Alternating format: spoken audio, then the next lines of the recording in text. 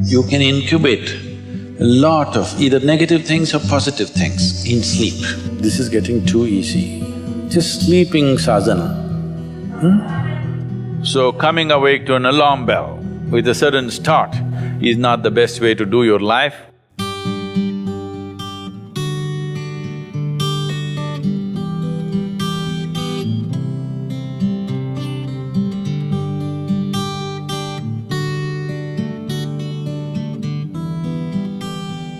How many of you find that one day morning when you get up without any reason, you're just feeling ugly for no reason? If it is happening even at least 2-3 times a year, if it is, then you must do certain things before you go to bed. It's very, very important. Because unconsciously, you need to understand this, you can incubate a lot of either negative things or positive things in sleep. Either pleasantness or unpleasantness, you can incubate very effectively, uninterrupted in sleep. You can also incubate it in the day, but there are so many interruptions, it doesn't happen very efficiently. But if you have a tendency to go to bed in a certain way and you wake up in the morning really nasty for simply no reason, that means you're incubating things in the night very efficiently. Bad eggs. This is not just about psychological disturbances, it can cause major physiological problems over a period of time. It's important that you eliminate these things from your life.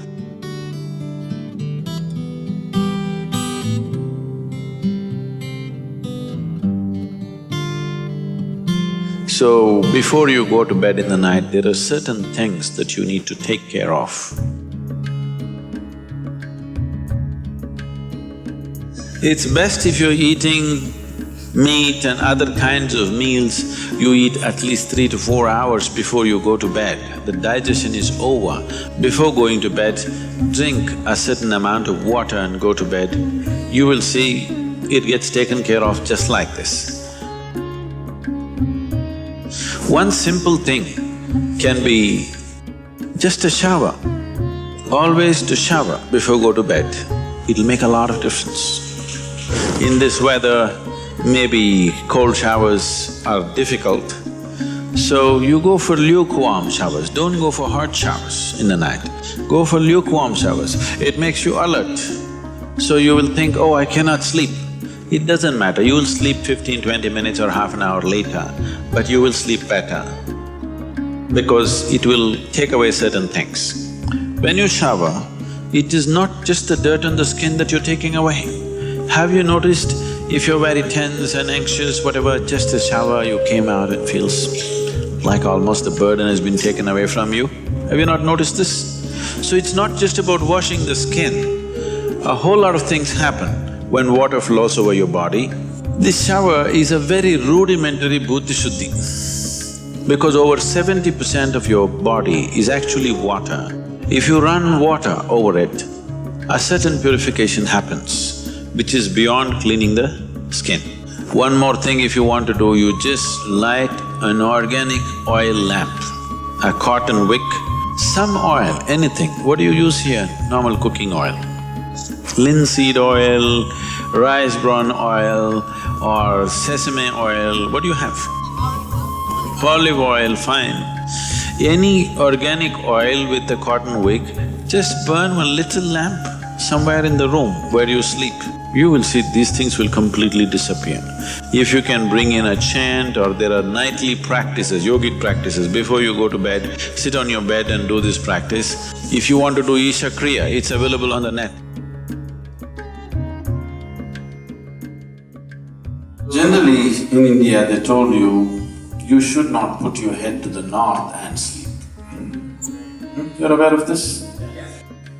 If you put your head to the north and sleep during the night when you're in horizontal positions, then slowly the blood will get pulled towards your brain. When there is too much circulation in the brain, you cannot sleep peacefully. If you have any kind of, inherently weak aspects in your brain, or if you're of old age, you could die in your sleep. One can have hemorrhage because extra blood is trying to enter the brain, where the blood vessels are hair-like. Something extra is being pushed because of the magnetic pull. When you're in a vertical position, this is not so. The moment you become horizontal, this pull on the head is so strong that slowly the blood tries to move towards the brain. So to avoid this is true only in the northern hemisphere. If you go to Australia, you should not put your head to the south. If you're in India, you should not put your head to the north. You can put it any other way, it's okay. Keep this in your mind, that you are truly a mortal, okay? Not in words, really, you could fall dead right now. You may be young, you may be old, it doesn't matter, you can fall dead right now. Yes or no? Before you go to bed, sit on your bed and think this is your deathbed. You have just 1 more minute to live. Just look back and see, what you have done today, is it worthwhile? Just do this one simple exercise. And you don't know when it really happens, whether you'll be sitting on your deathbed or lying in a hospital, all kinds of things sticking into you. Who knows how it'll happen? But enjoy this every day, that you will sit on your deathbed, look back and see, today, the way I've handled these 24 hours, is it worthwhile? Because now I'm dying. If you do this, you will live a worthwhile life, believe me. So every day in the night, all of you should do this before you go to bed. Last 3 minutes, everything that you have gathered, the body, the content of the mind, things, don't ignore small things, the small things are big things. I've seen how people are carrying their own private pillow, you know, because it's very important. So, your pillow, your footwear, if you have relationships, everything that you have gathered, keep it aside, sleep. If you sleep in that condition, you will wake up with much more light, with much more energy, with much more possibilities than you have imagined possible. Just sleep as life, not as a man, not as a woman, not as this and that. Keep everything down, simply. See, this is getting too easy. Just sleeping sadhana. At least this you must do.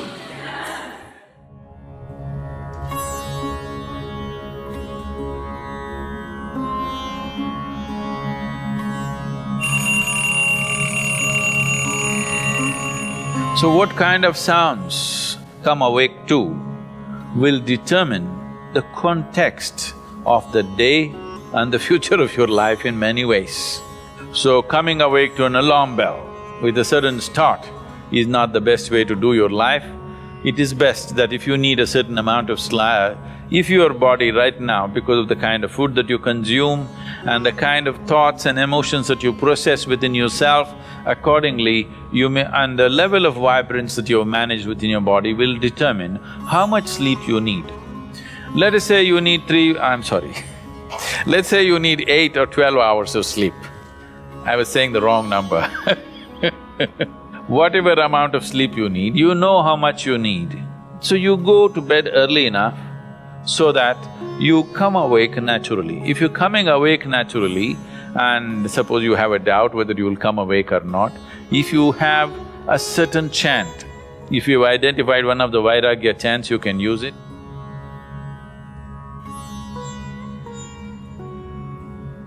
Physiologically, one important aspect of you is your heart, the pumping station for your blood circulation, which pumps life across the body. If this one thing doesn't happen, nothing happens. This starts from left side. So we told you, in India they have told you, when you wake up, you must roll to your right side and get up. Have they? Left side, if you roll and get up, bad things will happen to you. Did they tell you? Bad things are not about that. When you're in a certain state of relaxation, when the body is in a relaxation, the metabolic activity is low. When you get up, there is a certain surge of activity. That's why they told you in India, see, all these things are built into your life which you're throwing away. The whole science of living has been built into your life.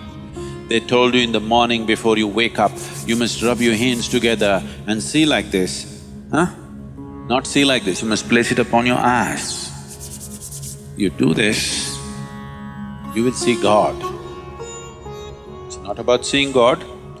If you rub these two things together, all the nerve endings, there's a heavy concentration of nerve endings in your hands. If you do this, the system comes awake immediately. You're feeling asleep, you're feeling sleepy, just do this and see. Everything comes awake.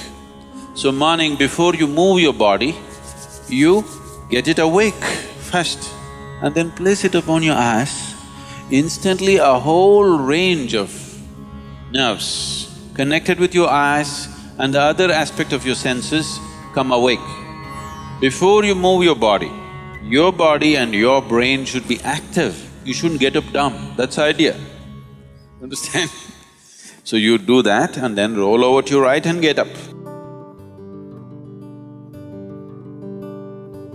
Today, if all of us go to bed, by tomorrow morning, nearly 250,000 people won't wake up.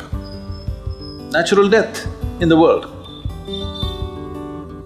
Suppose you wake up tomorrow, you guaranteed? Have you come with a guarantee card? No guarantee card. So suppose you wake up, let's say. Just do this much, I'm telling you, this is a simple first step to your spiritual process. Tomorrow morning, when you come awake, check, you really awake or you dead? If you're awake, it needs at least a little celebration. You don't have to get up and dance, at least you can smile, still on. 250,000 people died. They were like you and me, poof, they went off, isn't it? Wherever you look, they're not there. Here I am still, alive. One big smile, will you? I'm talking management, you know? Then if 250,000 people died, at least 3 to 5 million people lost somebody who's dear to them. You check those 3, 4, 5 people who matter to you, all of them alive today. One more big smile, hello? Will you or not? Alive. If suppose right now, we put a gun to your head, will you think it's a relief? No. You'll be terrorized, isn't it? So that's how precious it is to be alive, isn't it so? That's how precious it is for you to be alive. So tomorrow morning, 250,000 people died overnight, but you're still alive. Does it not at least deserve a big smile, I'm asking you? And all the people who matter to you are all alive today. One more big smile?